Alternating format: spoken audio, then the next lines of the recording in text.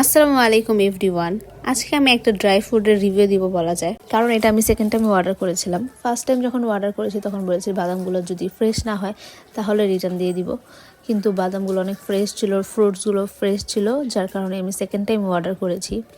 আর এটার সাথে একটা তাদের ভিজিটিং কার্ড দেয়, সাথে কীভাবে সংরক্ষণ করতে হবে তা লেখা থাকে। এটা হলো যে অর্ডার করার জন্য থ্যাংক ইউ একটা কার্ড, আর সাথে গিফট হিসেবে ভুট্টা দেয়, আর কিশমিশ আর ড্রাই ফ্রুটসগুলো আলাদা দেয় যাতে বাদামগুলো গন্ধ না হয়ে যায়। এটার একটা ভালো দিক। আমার মতে যারা প্রেগনেন্ট আছে তাদের জন্য তো এটা খুবই ভালো একটা স্ন্যাক্স, কজ এটার মধ্যে বাদাম, ড্রাই ফ্রুটস, তারপর আখরোট, কিশমিশ সব কিছুই আছে।